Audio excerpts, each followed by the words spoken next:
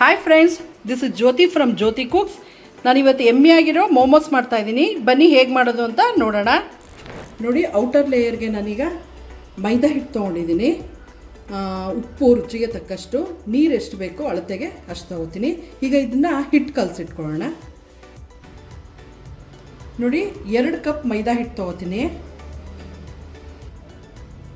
ನೋಡಿ, 2 ಕಪ್ ಮೈದಾ ಹಿಟ್ಟು ಹಾಕಿದ್ದೀನಿ. ನೋಡಿ, ರುಚಿಗೆ ತಕ್ಕಷ್ಟು ಉಪ್ಪು ಹಾಕ್ತೀನಿ. ಒಂದು ಸ್ಪೂನ್ ಹಾಕಿದ್ದೀನಿ. ನೋಡಿ, ಇದನ್ನು ಚಪಾತಿ ಹಿಟ್ಟಿನ ಹದಕ್ಕೆ ಸಾಫ್ಟಾಗಿ ಕಲಿಸ್ಕೊಳ್ಳೋಣ. ನೋಡಿ, ಇಷ್ಟು ಸಾಫ್ಟಾಗಿ ಚಪಾತಿ ಹಿಟ್ಟು ಕಲಿಸ್ತೀವಲ್ಲ ರೆಗ್ಯುಲರಾಗಿ, ಅದೇ ಹದಕ್ಕೆ ಕಲಿಸ್ಕೋಬೋದು. ನೋಡಿ, ಮೈದಾ ಇಷ್ಟಪಡದೇ ಇರೋರು ಗೋಧಿ ಹಿಟ್ಟನ್ನು ಸಹ ಇದೇ ಥರನೇ ಕಲಿಸ್ಕೊಂಡು ಮಾಡ್ಬೋದು. ಬನ್ನಿ, ಇದು 1/4 ಗಂಟೆ ರೆಸ್ಟ್ ಮಾಡಬೇಕು. ಹೀಗೆ ಮುಚ್ಚಿಟ್ಬಿಡ್ತೀನಿ. ನೋಡಿ, ಒಂದು 10 ನಿಮಿಷ 1/4 ಗಂಟೆ ಇದು ಹೀಗೆ ಮುಚ್ಚಿಟ್ಟಿರ್ತೀನಿ. ಸಾಫ್ಟ್ ಆಗುತ್ತೆ ಆಗ ಇನ್ನೂ. ನೋಡಿ, ಈಗ ಸ್ಟಫಿಂಗ್ ಏನೇನು ಬೇಕು ಅಂತ ಹೇಳ್ತೀನಿ. ಎಲೆಕೋಸು, ಇದನ್ನು ನೋಡಿ ಸಣ್ಣಗೆ ಚಾಪ್ ಮಾಡ್ಕೊಂಡಿದ್ದೀನಿ. 1/4 kg ಇದೆ. ಪೆಪ್ಪರ್ ಪೌಡರ್ ಬೇಕಾಗುತ್ತೆ, 1.5 2 ಸ್ಪೂನಷ್ಟು ಬೇಕಾಗುತ್ತೆ. ಬೆಳ್ಳುಳ್ಳಿ ಹೆಸಳು, ಇದೊಂದು 15 ಬೆಳ್ಳುಳ್ಳಿ ಹೆಸಳನ್ನ ಇದನ್ನು ಅಷ್ಟೇ ಸಣ್ಣಕ್ಕೆ ಚಾಪ್ ಮಾಡ್ಕೊಂಡಿದ್ದೀನಿ. ನೋಡಿ, ಸ್ಪ್ರಿಂಗ್ ಆನಿಯನು, ಇದನ್ನು ಅಷ್ಟೇ ಸಣ್ಣಕ್ಕೆ ಹೆಚ್ಕೊಂಡಿದ್ದೀನಿ. ಇದು ಒಂದು ಸಣ್ಣ ಕಪ್ ಅಷ್ಟು ಆದರೆ ಸಾಕು. ಒಂದು 10 ರಿಂದ 15 ಹಸಿಮೆಣಸಿಕಾಯಿ ತೊಗೊಂಡಿದ್ದೀನಿ. ಇದು ಖಾರನ ನೀವು ಹೆಚ್ಚು ಕಡಿಮೆ ಮಾಡ್ಕೋಬೋದು. ಕಡಿಮೆ ತಿನ್ನೋರು ಸ್ವಲ್ಪ ಕಡಿಮೆ ಹಾಕ್ಕೊಳ್ಳಿ. ನೆಕ್ಸ್ಟು ಕ್ಯಾರೆಟ್ ತೊಗೊಂಡಿದ್ದೀನಿ. ಇದು 3 ಕ್ಯಾರೆಟು, ಇದನ್ನು ಅಷ್ಟೇ ಸಣ್ಣಕ್ಕೆ ಹೆಚ್ಚಿಟ್ಕೊಂಡಿದ್ದೀನಿ. ಸೋಯಾ ಸಾಸ್ ಬೇಕಾಗುತ್ತೆ, ಇದು ಒಂದು 2 ರಿಂದ 3 ಸ್ಪೂನಷ್ಟು ಬೇಕಾಗುತ್ತೆ. ಮತ್ತು ವಿನಿಗರ್, ಇದಿಷ್ಟು ಬೇಕಾಗುತ್ತೆ. ಬನ್ನಿ ಹೇಗೆ ಮಾಡೋದು ಅಂತ ನೋಡೋಣ ಸ್ಟಫಿಂಗ್ನ. ನೋಡಿ, ಗ್ಯಾಸ್ ಆನ್ ಮಾಡಿದ್ದೀನಿ. ಒಂದು ಬಾಣಲೆ ಇಟ್ಕೊಂಡಿದ್ದೀನಿ. ಇದಕ್ಕೆ 2 ರಿಂದ 3 ಟೀ ಸ್ಪೂನಷ್ಟು ಎಣ್ಣೆ ಹಾಕಿದ್ದೀನಿ. ಸ್ವಲ್ಪ ಕಾಯಿಲಿ ಇದು ಎಣ್ಣೆ. ನೋಡಿ, ಎಣ್ಣೆ ಕಾದಿದೆ. ಈಗ ಬೆಳ್ಳುಳ್ಳಿ ಹಾಕ್ತಾಯಿದ್ದೀನಿ. ಸ್ವಲ್ಪ ಫ್ರೈ ಆಗಲಿ ಇದು. ನೋಡಿ, ಈಗ ಬೆಳ್ಳುಳ್ಳಿ ಫ್ರೈ ಆಗಿದೆ. ಇಷ್ಟಾದರೆ ಸಾಕು. ಹಸಿಮೆಣಸಿಕಾಯಿ ಹೆಚ್ಚಿಟ್ಕೊಂಡಿದ್ದೀನಲ್ಲ ಅದು ಹಾಕ್ತೀನಿ. ಇದು ಅಷ್ಟೇ ಒಂದು ಅರ್ಧ ನಿಮಿಷ ಅಷ್ಟೇ, ಜಾಸ್ತಿ ಹುರಿಯೋದೇನು ಬೇಡ.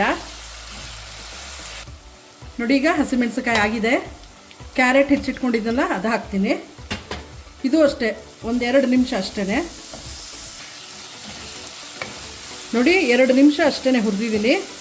ಇದು ಸಾಕು. ಈಗ ಸಣ್ಣಕ್ಕೆ ಹೆಚ್ಚಿಟ್ಕೊಂಡಿದ್ದೀನಲ್ಲ ಎಲೆಕೋಸು, ಅದನ್ನು ಹಾಕ್ತಾಯಿದ್ದೀನಿ. ನೋಡಿ, ಇದು ಅಷ್ಟೇ ಒಂದು 3 ನಿಮಿಷ ಹುರಿತೀನಿ.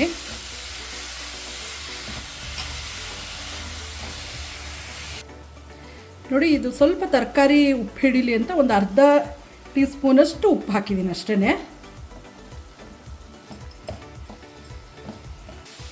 ನೋಡಿ, ಈಗ ನೋಡಿ ನೀರಂಶ ಎಲ್ಲ ಹೋಗಿದೆ. ಈಗ ರೆಡಿ ಇದೆ. ಇದು ಒಂದು 3 ರಿಂದ 4 ನಿಮಿಷ ಹುರಿದಿದ್ದೀನಿ ಅಷ್ಟೇ. ಈಗ ಇದರಲ್ಲಿ ನಾನು ಸೋಯಾ ಸಾಸ್ ಹಾಕ್ತಾಯಿದ್ದೀನಿ.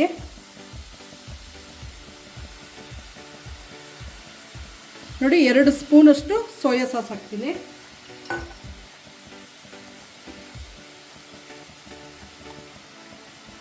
ಒಂದು ಸ್ಪೂನಷ್ಟು ವಿನಿಗರ್ ಹಾಕ್ತಾಯಿದ್ದೀನಿ.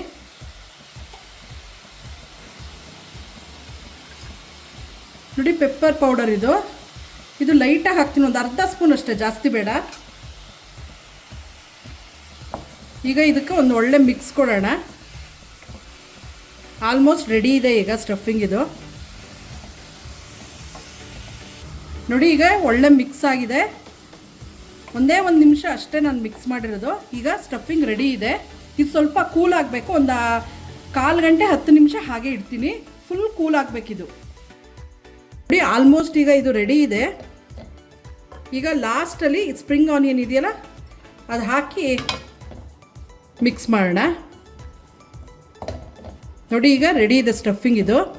ಇದೊಂದು 10 ನಿಮಿಷ ಅಥವಾ 1/4 ಗಂಟೆ ಅಂದರೆ ಚೆನ್ನಾಗಿ ಕೂಲ್ ಆಗಬೇಕು. ಅಲ್ಲಿವರೆಗೂ ಹಾಗೆ ಇಡೋಣ. ಗ್ಯಾಸ್ ಆಫ್ ಮಾಡಿದ್ದೀನಿ ನಾನು. ಈಗ ರೆಡಿ ಇದೆ ಸ್ಟಫಿಂಗು. ನೋಡಿ, ಈ ಥರ ಚಿಕ್ಕದು ಈ ಸೈಜಲ್ಲಿ ಉಂಡೆ ಮಾಡಿ ಇಟ್ಕೊಂಡಿದ್ದೀನಿ ನಾನು. ಈ ಥರ ಇದನ್ನು ಒತ್ಕೋತೀನಿ. ಈಗ ನೋಡಿ ಇಷ್ಟಿಷ್ಟು ಅಗಲ ಒತ್ತಿಟ್ಕೊಂಡಿದ್ದೀನಿ. ಇದನ್ನು ಒಂದು ಕಪ್ ತೊಗೊಂಡು, ಏಕೆಂದರೆ ಒಂದೇ ಸಮ ಬರಲಿ ಅಂತ ಈ ಥರ ಕಟ್ ಮಾಡ್ಕೋತೀನಿ. ಈ ಥರ ಎಲ್ಲನೂ ಇದೇ ಸೈಜಲ್ಲಿ ಮಾಡಿಟ್ಕೋತೀನಿ. ನೋಡಿ ಇಷ್ಟಿಷ್ಟು ಅಗಲ, ನೋಡಿ ಇಷ್ಟು ತಿನ್ನಿದ್ರೆ ಸಾಕು. ತುಂಬ ತೆಳುನೂ ಬೇಡ, ತುಂಬ ಮಂದನೂ ಬೇಡ. ಈಗ ಇದರೊಳಗೆ ನಾನು ಸ್ಟಫಿಂಗ್ ಮಾಡಿಟ್ಕೊಂಡಿದ್ದೀವಲ್ಲ ಅದನ್ನು ಈ ಥರ ಹಾಕ್ಕೊಂಡು, ಇದು ಯಾವ ಶೇಪಲ್ಲಾದರೂ ನಿಮ್ಮ ಇಷ್ಟ ಮಾಡ್ಕೋಬೋದು. ಇದೇ ಶೇಪಲ್ಲಿ ಮಾಡ್ಕೋಬೇಕು ಅಂತ ಏನಿಲ್ಲ. ಈಗ ನಾವು ನೋಡಿ ಈ ಥರ ಎಲ್ಲ ಮಾಡಿ, ಅದು ಹೊರಗಡೆ ಫಿಲ್ಲಿಂಗ್ ಇದೆಯಲ್ಲ ಅದು ಆಚೆ ಬರಬಾರ್ದು ಅಷ್ಟೇ. ಇಲ್ಲ ಈ ಥರ ಮೋದಕ ಮಾಡ್ತೀವಲ್ಲ ನಾವು, ಆ ಶೇಪಲ್ಲಿ ಮಾಡಿದ್ರೆ ಸಾಕು. ಸ್ಟಫಿಂಗ್ ಮಾತ್ರ ಆಚೆ ಕಾಣಿಸ್ಬಾರ್ದು. ನೋಡಿ ಇಷ್ಟಿದ್ರೆ ಸಾಕು. ಈ ಥರನೂ ಮಾಡ್ಕೋಬೋದು. ನೋಡಿ ಈ ಥರ ಕರ್ಗಡ್ಬ ಥರ ಈ ಥರ ಶೇಪಲ್ಲೂ ಮಾಡ್ಕೊಳ್ಳಿ. ನಿಮ್ಮ ಅನುಕೂಲ, ನಿಮ್ಗೆ ಯಾವ ಥರ ಶೇಪ್ ಬೇಕು ಆ ಥರ ಮಾಡ್ಕೋಬೋದು. ಈಗ ಇದನ್ನು ಹಬೆಯಲ್ಲಿ ಬೇಯಿಸೋಣ. ನೋಡಿ ಸ್ಟೀಮ್ ಮಾಡೋಕ್ಕೆ ನಾನು ಬಿಸಿನೀರು ಇಟ್ಟಿದ್ದೀನಿ. ಈ ಥರ ಇಡ್ಲಿದು ಪ್ಲೇಟ್ ತೊಗೊಂಡಿದ್ದೀನಿ. ಇದಕ್ಕೆ ಸ್ವಲ್ಪ ಎಣ್ಣೆನ ಹಚ್ಚಿಟ್ಕೊಂಡಿದ್ದೀನಿ. ಇದರಲ್ಲಿ ಮೋಮೋಸ್ ಇಡ್ತೀನಿ. ಈಗ ನೋಡಿ ಎಣ್ಣೆ ಸವರಿದ್ದೀನಿ. ಇದಕ್ಕೆ ಈ ಥರ ಒಂದೊಂದೇ ಇಟ್ಕೋತೀನಿ. ಇದರಲ್ಲಿ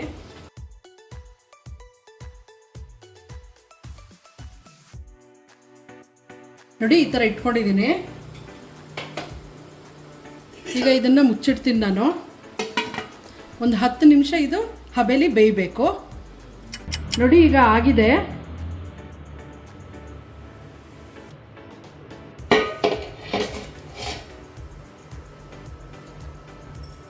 ನೋಡಿ ಹದವಾಗಿ ಬೆಂದಿದೆ ಇದು. ನೋಡಿ ರೆಡಿ ಇದೆ ಈಗ ಮೋಮೋಸು. ಬಿಸಿ ಬಿಸಿಯಾಗಿದೆ. ಇದನ್ನು ಒಂದು ಸರ್ವಿಂಗ್ ಪ್ಲೇಟ್ಗೆ ಹಾಕ್ತೀನಿ ಈಗ. ನೋಡಿ ಬಿಸಿ ಬಿಸಿಯಾದ ಮೋಮೋಸ್ ರೆಡಿ ಇದೆ. ಈಗ ಒಂದು ಓಪನ್ ಮಾಡಿ ತೋರಿಸ್ತೀನಿ ನಿಮಗೆ. ನೋಡಿ ಒಳಗಡೆ ಸ್ಟಫಿಂಗು ಈ ಥರ ಇರುತ್ತೆ. ತುಂಬ ರುಚಿಯಾಗಿರುತ್ತೆ. ಇದಕ್ಕೆ ಅಂತಲೇ ಇದು ಚಟ್ನಿ ಮಾಡಿದ್ದೀನಿ. ಇದ್ರದ್ದು ನಿಮಗೆ ರೆಸಿಪಿ ಬೇಕು ಅಂದರೆ ಕಮೆಂಟ್ ಮಾಡಿ, ಅದನ್ನು ಹಾಕ್ತೀನಿ ನಾನು. ತುಂಬ ರುಚಿಯಾಗಿರುತ್ತೆ ಇದು. ಸ್ನ್ಯಾಕ್ ಟೈಮ್ಗಂತೂ ಹೇಳೋದು ಮಾಡಿಸಿದ್ದು. ನಿಮಗೆ ಹೆಲ್ದಿ ವರ್ಷನ್ ಬೇಕು ಅಂದರೆ ಮೈದಾ ಬದಲು ಗೋಧಿ ಯೂಸ್ ಮಾಡಿ. Please subscribe my channel. Thank you.